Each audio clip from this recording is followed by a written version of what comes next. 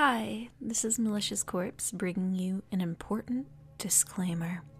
So, while I was busy in quarantine last month, my internet provider decided, hey, let's just turn off your services because we got, I don't know, problems and we're gonna fix them now while everyone's home. So I didn't have internet for a while and I recorded some coteries. However, I guess I didn't record all of it because now that I look over my footage, I'm missing a few hours, like not an hour, like I'm missing about, I'd say 30 minutes worth, 30 to 40 minutes. So I apologize for that. There is no way for me to get it back. I'm right at the finale of the game, basically the ending of it.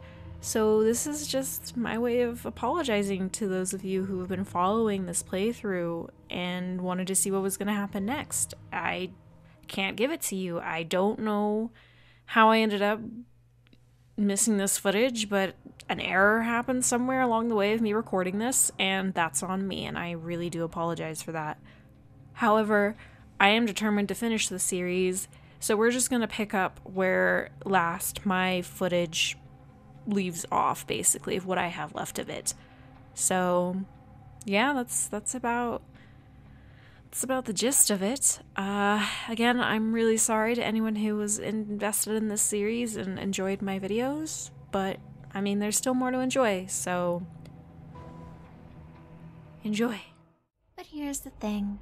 For all the talk of us bloodsuckers being solitary creatures, we need a community to keep up the masquerade. Community, yes, but authority, not so much.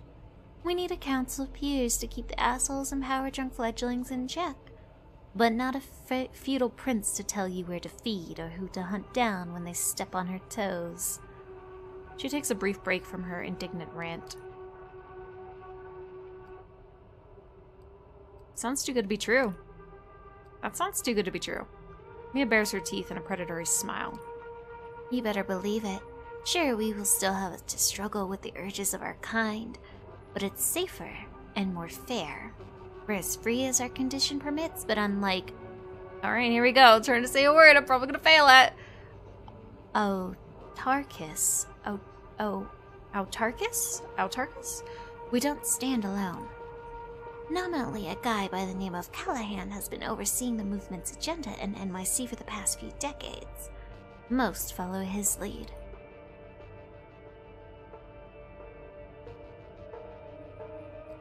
Most, but not you. Make it sound like it's most, but not you. Yeah, not me. If you're concerned about being well received in the city, you might need to go through Callahan. But if you're serious about the Anarch cause itself, he's not your guy. Callahan eats up fledglings like you and shits out self-preservation. His position as Baron is mighty shaky now, not least due to the fact he's backstabbed more than his share of allies. So he's doing what any other old fart in position of power would do. He's doubling down.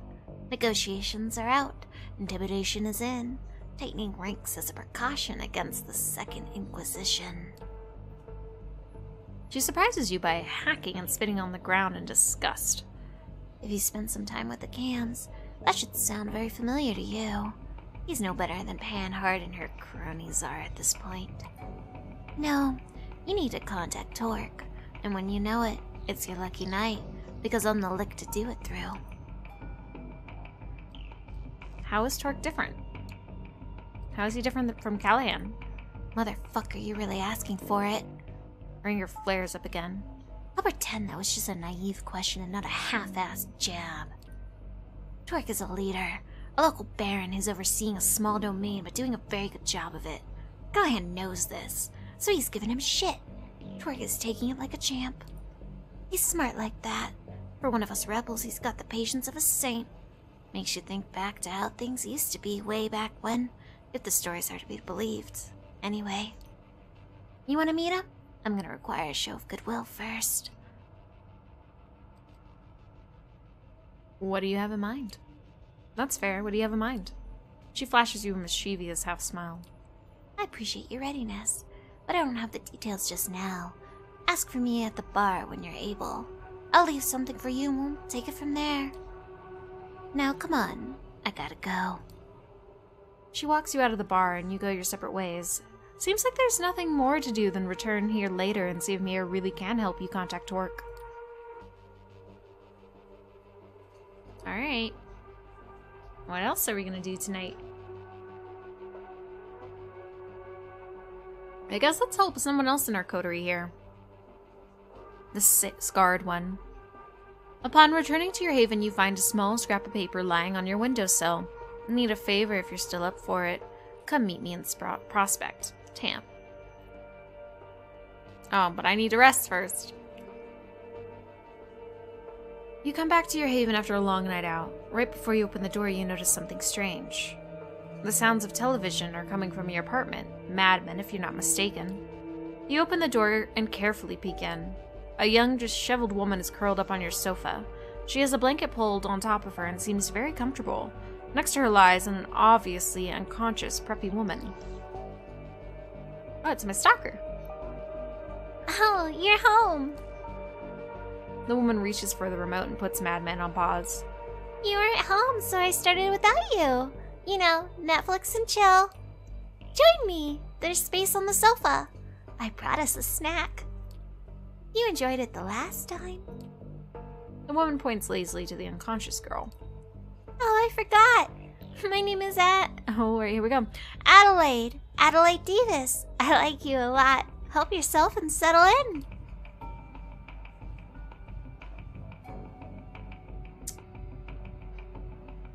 Alright. Netflix and chill? Adelaide makes space on the sofa as you sit down between her and the unconscious mortal. You lean to drink from the girl as Adelaide uses the remote to turn Madman back on. The girl moans sleepily as you drink from her, but doesn't wake. Her blood tastes pleasant and unhurried, a far cry from the adrenaline of the blood you get by hunting a victim who knows you're coming. As you lick the girl's wound close and sit back on the sofa, Adelaide lies down and rests her head in your lap. Isn't this nice?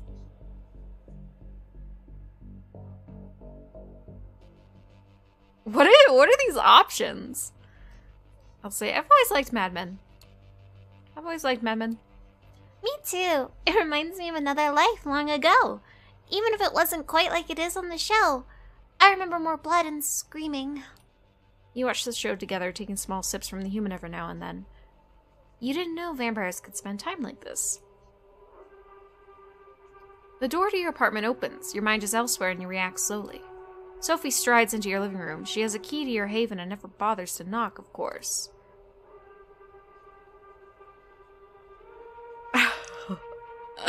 Oh boy. You're shacking up with Adelaide Davis, the scourge of Snug Harbor in the flesh? This is a new low for you, fledgling.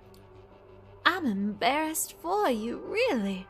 Perhaps I should not be surprised.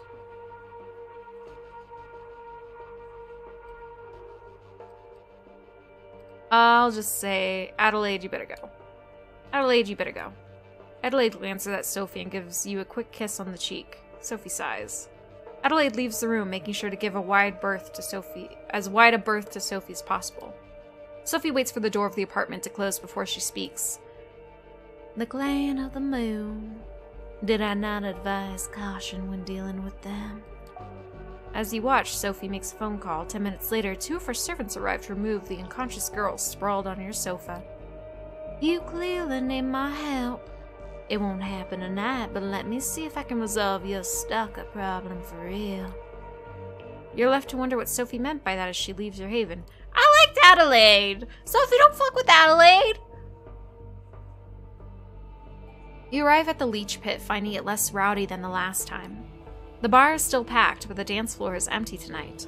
Instead, the old, crackling speakers are playing music that that would probably sound like noise even on high-end hardware. Mia is nowhere to be seen, but you do remember she requested that you ask her for her at the bar. You approach the bar as the bartender finishes pouring a beer for an older guy in a faded, fraying Iron Maiden t-shirt. She turns to you. What can I get you? Did anyone leave a message for me? I was told that someone might leave a message for me at the bar. Ring a bell? Maybe. She looks you up and down, and a spark of recollection shines in her eye. Oh yeah, that's right. She takes a well-worn book from behind the counter, some kind of young adult vampire novel, and flips through it. She produces a piece of paper from between the book's pages and passes it to you. She told me you'd be interested in reading this. You find a relatively quiet corner and take a look at the notes. Dee wants to meet you. I'll arrange it, but you need to prove you're trustworthy. Look around in the leech pit for a guy named Bruce. Buff dude, tattooed sleeve on his right arm. I'm 90% sure he's somebody's retainer, sent here to spy on us by the cam. Give me the name of his master and write it on this card, then return it to the bar. It doesn't take you long to locate this Bruce guy. He sits alone in a corner, 2 beer glasses already empty on his table. You take a moment to consider your approach.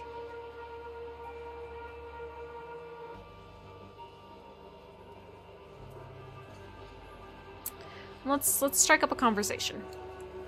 The man immediately notices you but doesn't move from his spot. The other seats are empty.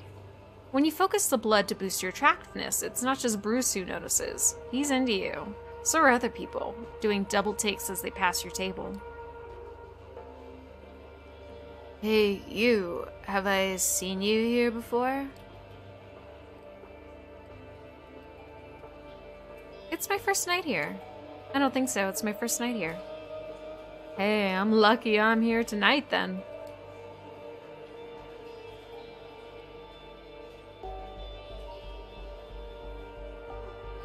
Ask him about the name nicely. I know you're here because somebody asked you to spy on this place. It'd make me really happy if you gave me their name. What do you mean? Sam? He catches himself, realizes what you're doing. His eyes dart over to your shoulder. You thought you had him cornered, but he suddenly leaps over the table in one smooth move and dashes through the sparse crowd. You catch up to him outside. He's bolting all right. Catch up to him. Throwing caution to the wind, you focus your blood and give chase after Bruce. He might be faster than a human, but his abilities are a fraction of yours. He dashes into a nearby alley and you follow suit. Before he can jump the fence, you tackle him to the ground. A short brawl later and you're standing a few meters apart, Bruce eyeing you with hatred. Tell him his cover is blown. Listen, your cover is blown. I was told who you are. You better come clean. Your master's name, that's all I need.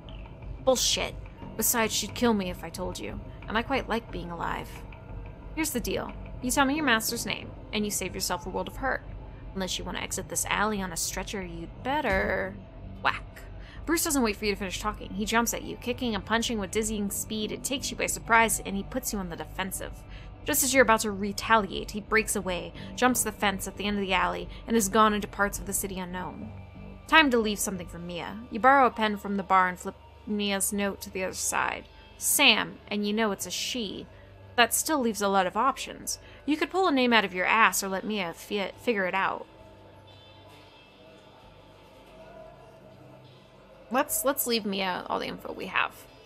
Mia asked you for a name, but if all you have is a fragment in the gender, it'll have to do. You just jot down, Bruce referred to his master as Sam and called her she. You pass the piece of paper to the bartender. She sticks it back in the same book. Hold on a second. She wanted me to pass something on to you. She produces a cell phone from behind the counter. It's ancient, at least 15 years out of date. Oh, right. And this. An old charger for the piece of junk in your hand. They really did think of everything. She said she'll be in touch. It takes you a moment to remind yourself how to operate this thing, and you find that its phone book is blank. There's no Wi-Fi connectivity, no saved messages. It's got a version of Snake, though. The bartender is already over at the other end of her domain, taking orders from patrons. With your anarch contact nowhere in sight, you decide to move on for the night. Hopefully, your educated guesses based on the scraps of info you collected will be enough for Mia to call you. Let's do Somebody's Watching Me Part 3. You've had enough of Adelaide Davis. It's time to head for Elysium and confront her with Sophie by your side. Visiting Elysium with Sophie is always a humbling experience. She's connected, well-known, important. You're nobody. You've always known this, of course, but it's especially apparent when you arrive with her. Everyone notices her, and she drinks it in like it's her birthright. That's Adelaide Davis. Let's go say hello. You spot the woman Sophie's referring to. Adelaide, your stalker. Intense, disheveled, young-looking, a Malkavian if you've understood correctly. As you approach, Adelaide smiles at you with a darting... Oh my god. As you approach, Adelaide smiles at you with a darting look of distaste towards Sophie. Don't worry. I don't judge people by the company they keep. That's sweet of you, darling. Let me say this straight. You can't keep doing what you've been doing. You have to leave my poor ward alone. Adelaide looks from Sophie to you and giggles. The sound must be rare in Elysium because it makes people glance towards you. I know she's making you do this. Don't worry. We'll meet together again later.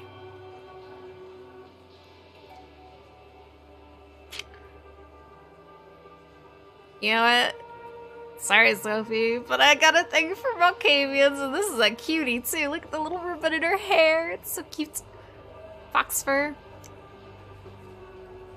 Let's try a normal date next time. This game you play is too much for me. Let's go on a normal date next time. Sophie turns slowly to look at you, not as disapprovingly as you expected. Perhaps she thinks you're playing a social game, like kindred often do. Oh, I'm sorry. Adelaide looks serious, as if you forced her out of her comfort zone. I admit playing games is easier for me, but I appreciate it. Let's go to date some night. Adelaide smiles at you shyly and walks away. Sophie waits a moment before speaking. I hope you know what you're doing. Let me know how it goes. I suppose this will be good for a laugh in these tedious times. You're fairly certain that you accomplished your goal of getting Adelaide to stop harassing you with strange surprises. Whether she'll hold you to the date, only time will tell. Alright, let's rest.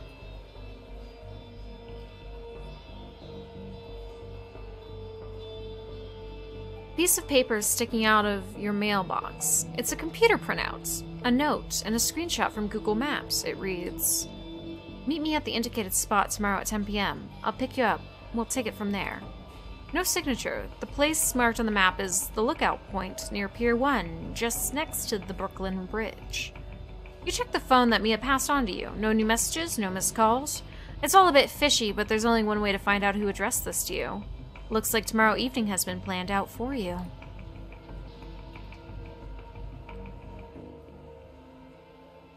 And with that, we'll take a break for the night.